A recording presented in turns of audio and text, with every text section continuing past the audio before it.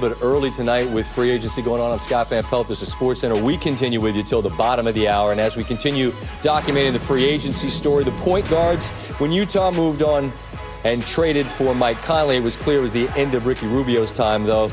Word was they were planning to move on prior to that.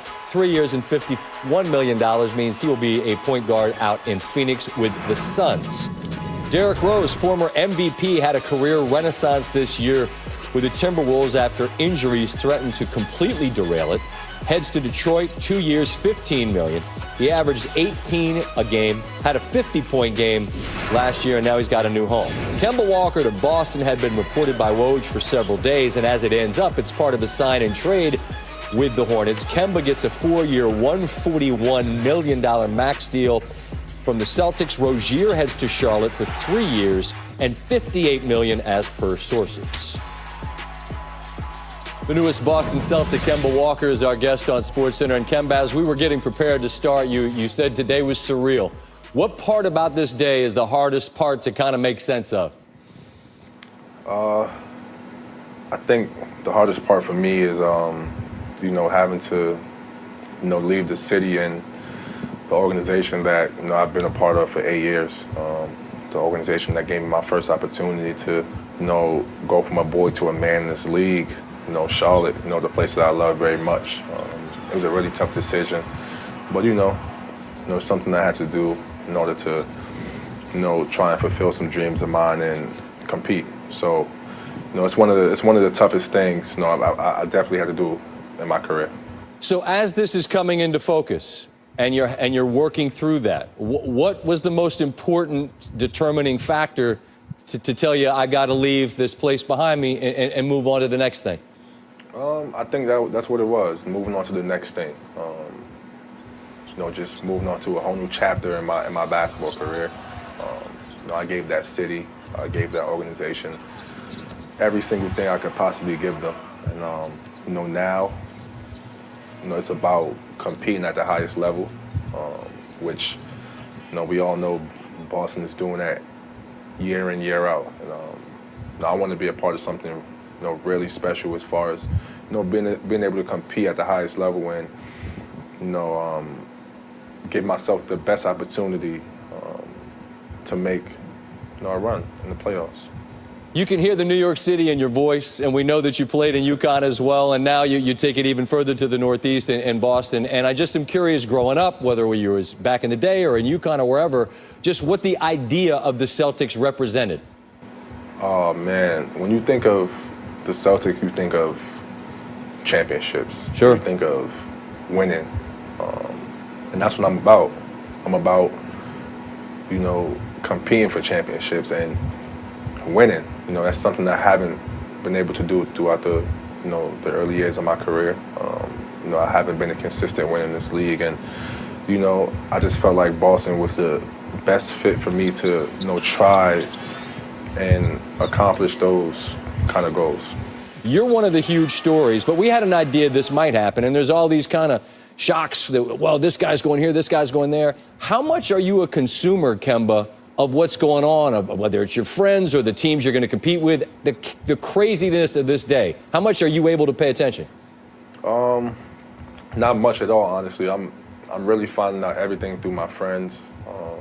These guys have been texting me in the group chat, and just whoever signs somewhere, it just comes up in the group chat. So yeah, that's my lifeline right there. Without those guys, I wouldn't know anything. I wasn't going to ask the corny question about tweets, but I am curious about this. Like, what level friend/family member do you have to be to get a return text from you today? Because I got to believe that bubble is like 200, 300, whatever. What's the level to get a return and reply? Oh man, you got to be up there. I imagine so. I imagine so. Listen, as the line goes, you could have been anywhere in the world tonight, and you're here with us, and we appreciate it. I know you got places to go and people to see and celebrate. So thank you so much, Kemba. Good luck in Boston, all right? No problem. Thanks for having me. I appreciate it. News-breaking killer, this wrecking ball of a man. Adrian Wojnarowski joins us, and we have a bit of a running joke about tweeting from the set. And by the way, if you have stuff to tweet, tweet it. don't ask permission. Could I break it on the show? You do whatever you want to do. You're Woj. And seriously, today you've been obviously owning this day, which is your time to shine. And it starts with this afternoon where it comes into focus that Durant is suddenly going to announce on his site. Then, no, you tweet he's headed to the Nets. How does this happen? Well, the Brooklyn Nets owned this day. Sean Marks, Kenny Atkinson, that organization, what they have done in 3+ years, I mean, that organization was in disrepair. And to think that they could go out and get not only Kyrie Irving, Kevin Durant, they've got DeAndre Jordan coming in, but, you know, Kyrie Irving made a decision weeks ago, maybe even longer. He was going to the Brooklyn Nets. He wanted to come home to New York. He looked at the two organizations. He saw the future in Brooklyn. And I think for Kevin Durant, certainly it was a very difficult decision to go to New York, go to the Garden alone. You know, I think you look at L.A., LeBron James had a tough time walking in there alone. Now, he's got Anthony Davis. It's working out. Sure. But just remarkable, the turn of events and what that Brooklyn organization has done. And they have a chance to be one of the franchises in the NBA. There's also the question about, his injury and how long that'll take, what he'll be when he returns. And, there's still some question marks, but there's no question this is a home run. And we've said this tongue-in-cheek. I'll just say it one time. This all happens before 6 o'clock. So, that's against rules and all, the conversations, how do we arrive in all these things happening? That's a conversation for another day. You got something? No, go ahead. Seriously. Read what, No, it was actually my wife. Oh, yeah. You're not going to, he'll talk to you the 4th or the 5th. 4th or the 5th-ish. Actually, at the pace we're on, it might be done by tomorrow. I did have one GM say to me tonight, he thought the fact that it started at 6 p.m. instead of midnight impacted the action we saw. It's hard to do all this stuff at 1, 2, 3, 4 in the morning. The fact that we've had this run-up, I think, impacted the flurry of activity today. Jimmy Butler sign and trade. You had that one as well. He goes to Miami. So what all was involved in making those pieces fit? Philadelphia was not giving him that 5-year max he wanted. They weren't giving him a 4-year max. They were out of Jimmy Butler business.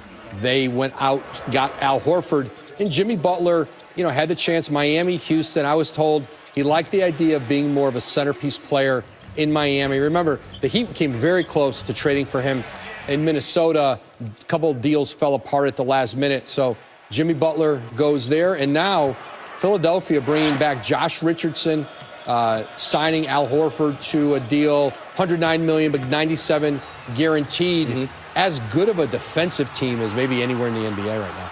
And I wanted to ask you about Horford, because that was a significant one that you had as well. The mystery team, who was it? Because we all kind of felt like, man, if he was going to not take what Boston had, there had to be something out there. That's what out there was Philly. So you stay in that division as a rival as well.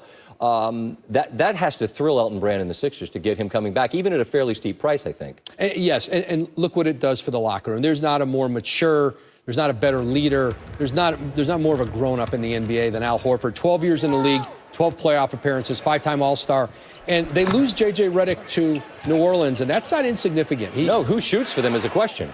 Right, but bringing Horford into that locker room, I think he's going to be tremendous on and off the court for Joel Embiid, because if Embiid's going to miss time at any point, Horford can go over and play the center. He can play the 4 when they're on the court together. And I know, because we were talking off air, that there are still significant things that are percolating. There always are. Always are. And I would just say keep your phone nearby. I know he will, and when there's the next one, you'll know. Woj, thank you so much. Thanks, Scott. An extension. It sounds like this: 4 years, $196. The Athletic first reported this, and given the contributions there, the gigantic shots that have been hit, what he represents to that team, I think we all understand why Dame Lillard gets that reward. All right, Kristaps Porzingis traded, of course, from New York to Dallas. He's agreed to extend his stay in Dallas, 5-year, $158 max contract. So team up with Doncic down there in Dallas, ride together for the next 5 at a very healthy $158. All-star Chris Middleton declined a $13 million player option, instead agrees to a 5-year, $178 million deal to remain with Milwaukee. Second-round pick averaged 18, 6, and 4 for the Bucks, who won a league-best 60 last year. I know it's not the sexiest team. He's not the sexiest player, but he's being paid like one.